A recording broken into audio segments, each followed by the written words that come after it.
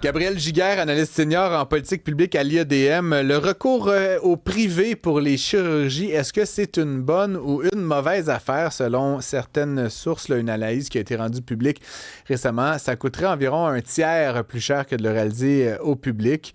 Donc, est-ce que, bon, il faut continuer dans cette voie-là si les coûts sont plus importants? Certains diraient que une vie sauvée, bon, la qualité de vie, ça peut valoir une surprime, mais quand même, il y a des limites à la capacité de payer de l'État québécois. Tu t'es penché sur la chose. Où est-ce que tu en es arrivé? Effectivement, on a vu qu'il y avait certaines analyses qui ont été produites par les fonctionnaires qui établissent là, le surcoût à 35 Puis ce type d'analyse-là avait été faite déjà là, il y a une année ou deux, que ça avait été repris par l'IRIS et ça avait été présenté. Là. L'objectif ici était de comparer le public, les coûts du public pour une chirurgie par rapport aux coûts dans le privé pour une chirurgie. Et ce qu'on a constaté, c'est que souvent, on pouvait prendre certains éléments du privé qu'on n'adaptait pas dans le public. Le coût de l'immobilisation, parce que ça coûte de l'argent, des salles d'opération, le coût de l'équipement, tout cet amortissement-là n'était pas inclus au public, mais était inclus au privé. Et donc, on vient comparer des pommes avec des oranges. Et l'un des problèmes avec, justement, le fait de dire que c'est 35% plus cher au privé qu'au public, c'est que l'analyse n'est pas présente dans l'espace public. On a vu dans les médias que c'est 35% plus cher, mais les analystes n'ont pas accès à la méthodologie qui permet de dire est-ce qu'on s'est retrompé du côté des fonctionnaires et on a comparé des pommes avec des oranges. C'est assez problématique à cet égard si c'est le cas. Pourquoi est-ce qu'on donne pas ça à un économiste indépendant? Je veux pas lever la main, là, mais tu comprends ce que je veux dire? Non, mais je blague, tu sais, j'ai pas nécessairement une allégeance particulière. Pourquoi justement est-ce qu'on fait pas auditer ces chiffres-là par, je sais pas, KPMG, là, tu comprends? Pourquoi est-ce qu'on fait pas une démarche transparente sur l'ensemble des coûts? Qui a l'intérêt à dissimuler ça au public, selon toi? Ben, c'est une excellente question. J'aimerais vraiment voir une analyse indépendante parce que là, on a l'impression que c'est instrumentalisé par la suite à la fois par des parties, j'ai envie de dire des parties prenantes de la société civile qui vont dire, ben, nous, notre objectif, c'est de défendre le monopole d'État plutôt que de soigner le patient. Parce qu'il faut juste comprendre la réalité d'aujourd'hui. Ce qui s'est passé il y a un an environ, c'est que le gouvernement du Québec a dit on a besoin d'une garantie de soins au Québec. Il y a des gens qui sont sur la liste d'attente depuis plus d'un an pour attendre une chirurgie et qui ne sont toujours pas soignés. Il y a des coûts très élevés en matière du coup de la qualité de vie, là, des gens qui ont de la misère à se pencher, des gens qui peuvent pas aller travailler.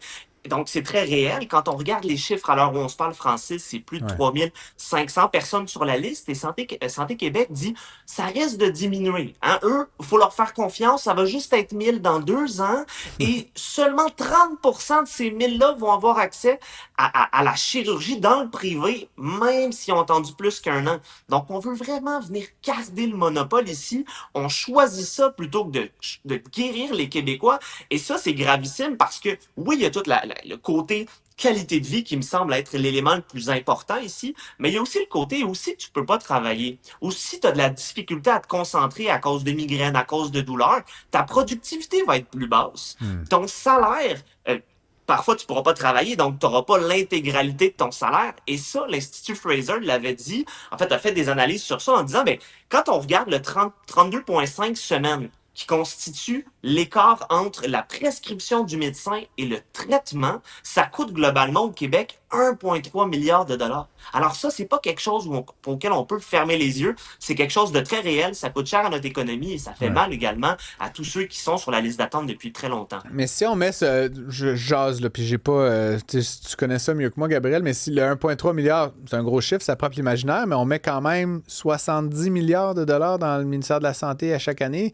Est-ce que le jeu en vaut vraiment la chandelle? Tu sais, je sais que c'est de la souffrance des gens. Je veux pas être insensible, mais tu comprends ce que je veux dire? Est-ce qu'on compare...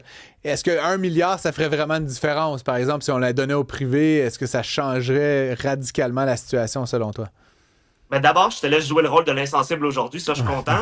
La deuxième des choses, Faut bien qu'on inverse de temps en temps, toi et moi. c'est bon. Demain, ça sera mon tour. La deuxième des choses, c'est quand on regarde certaines analyses, là, faut faire attention en disant que c'est plus cher au privé. Tu sais, on prend la posture, c'est plus cher au privé, mais on regarde d'ailleurs dans la formule et dans l'incitation qui découle des contrats de nos privés, c'est important aussi. Si on dit, par exemple, ben, on va regarder vos dépenses, on vous rajoute 10%, ben là, il y a une incitation à ce que ça coûte plus cher. Mais si on dit, voici voici le prix établi par l'État. Et donc, avec votre efficacité, vous allez nous offrir un prix intéressant, sinon vous ne ferez pas de profit. Le message qui est lié à la question de profit crée une incitation aux entreprises privées d'être meilleures. Puis ça, c'est ce qu'on voit également en Suède, là, à Saint-Goran, qui est un hôpital en Suède, à Stockholm, pour être précis. C'est un hôpital qui est géré par le privé. Et quand l'OCDE analyse ça, ben, ce que ça dit, c'est que pour d'autres hôpitaux, à Stockholm, Saint-Goran, là, c'est 10% moins cher dans les opérations. Ils sont extrêmement agiles et donc ça coûte moins cher. Alors, on pourrait également au Québec. Maintenant, j'ai envie de te dire, Francis, même si ça coûtait un petit peu plus cher, là, même si ça coûte un petit peu plus cher, c'est pas énorme sur le 70 milliards que tu viens de dire. On parle de 1000 patients. Donc, il faut également comprendre qu'il y a une dimension où c'est des vies humaines, où c'est des gens qui ont de la difficulté. On le voyait la semaine dernière, Francis, Marie-Hélène Hudon, qui travaille probablement encore dans un CPE, dans un centre de la petite enfance. Ce qu'on voyait, ce qu'elle expliquait, c'est qu'en fait, elle a de la misère à se pencher.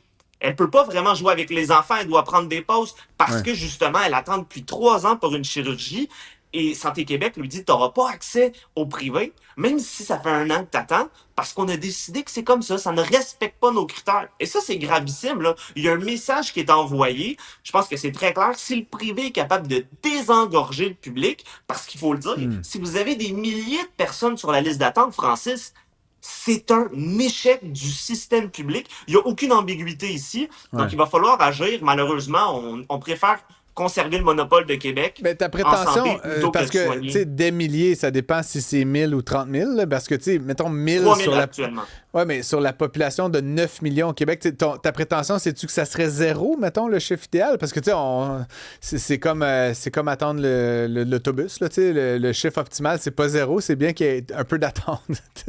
C'est une bonne question. Je pense que dans c'est cette quoi la perspective- cible? Mettons, c'est-tu vraiment zéro, là, que genre, t'as une pathologie, le lendemain matin, t'es sur la table d'opération? Tu sais, c'est-tu vraiment réaliste Oui. que ce soit comme ça? Je pense que la cible en nombre, c'est la mauvaise question. Ce qu'il faut voir, c'est combien de temps on peut laisser les gens attendre. Au Québec, le gouvernement a dit il y a 1 an, c'est 12 mois sur une liste d'attente pour la chirurgie. Ensuite de ça, vous allez au privé. En Suède, c'est 90 jours. Au Danemark, c'est 30 jours. Donc, on manque énormément d'ambition avec 1 an.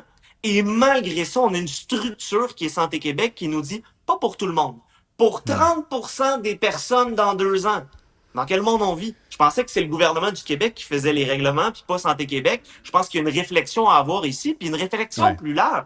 Parce que à Saint-Goran, comme je le disais en Suède, le Suédois qui s'en va se faire soigner, il paye pas un sou, là. Il arrive avec l'équivalent de sa carte soleil. C'est le privé, mais c'est payé par le public. On termine, on joue aux prédictions là, rapidement. Santé Québec, là, 5 octobre, là, il se passe quoi? Là, 6 octobre, mettons? Ça va dépendre de qui va être élu, mais j'espère que ça fera pas long feu parce que la centralisation en santé, je pense pas que c'est comme ça qu'on va s'assurer de résoudre la liste d'attente. Vous l'aurez entendu à Cube. En premier, mesdames et messieurs, Gabriel Giguère s'est prononcé. On accepte vos dons de 20 $ et on verra bien qui l'emporte. Merci beaucoup, Gabriel. On se retrouve demain. À demain.